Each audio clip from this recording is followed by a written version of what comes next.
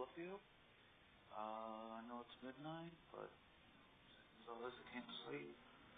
Um, I wanted to do a video earlier today, but seeing as how like none of the kids, I wanted to do a deck profile for them, but seeing how none of the kids at my school like showed up, I couldn't really do it. So I'll just do like a card discussion. Um, it's a trap card that's coming out, and I wanted to talk about it. It's coming out in the new Cosmo Blazer, and since the sneak peek is like 2 days away, so Thursday, Friday, Saturday, 2 days away, I wanted to talk about it. I really think that it might. I mean, it might be naive of me to think that it's going to change the game completely, maybe, but I'm having hopes that it will. Um, like last format, it was like 10 months. It was like maybe 12 to 14 monsters, and the rest was just spells and traps. Then after that, so you can get your monsters and then bring them back from the grave and stuff like that. But this one, it's, I guess, in my opinion, it's more of the heavy monsters and like few spells like Chaos Dragons, and most players like, I think windups have more monsters than do spells and traps now. But yeah, and I think that the card that I'm going to talk about might change the game. It might like pull more towards the spells and traps, I'm hoping. So we have more back row. So like say we're playing an opponent who's playing Chaos Dragons, and your heavy storm is kind of useless, and your NSTs are almost useless, same as with not completely your heavy storm is, but your hand traps are useless against Dark Worlds and stuff like that.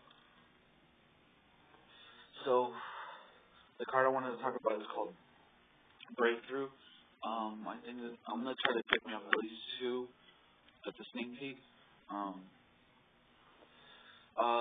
it's like target one monster on the field, or if your opponent controls one face-up monster, and negate its effects until the end of the turn. Now that's pretty good. It has a second effect as well.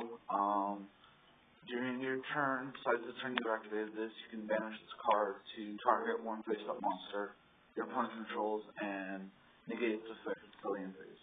That's kind of like an opposite of effect filler. I think, in my opinion, it could be better than effect filler later on in the game, because you can activate this effect twice, and with effect filler once it's there. But both cards have their goods and their bads.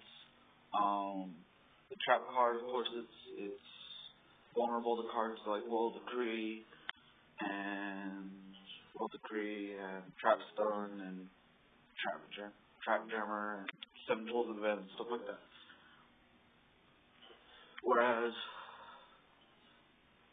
there's few cards that effectively has to worry about, like Debunk, which not many people are throwing that in the deck just for effective. Maybe windups, but I don't really think that's like a couple of windups decks that I've faced on DN. They've used Debunk on me, and they've gotten rid of my effect really. But yeah, well, like I said, they both have their goods and their bads. I'm hoping that more people will be like citing effect village for later on, and throwing in these breakthrough skills, so maybe they'll be more persuaded to throw in more traps, just so that your opponent will have more targets and they won't know what you're gonna play, because if you only play like 2 or 3 traps in your deck, they probably run triple MST. A lot of players are running triple MST these days, and that's discouraged other players to play as much traps cards as they used to. So yeah, it's all weird and everything. The game's just really, it's more on monster effects than it is back row, I guess.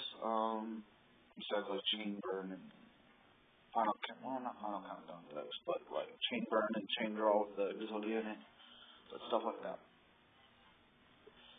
So tell me what y'all think about it. If y'all are watching it for the first time, blah, blah, blah, blah, just go watch the first rant that I've done, and I put it up on Monday, so yeah, I'm gonna go look at that. So, Filipino signing out. Deuces.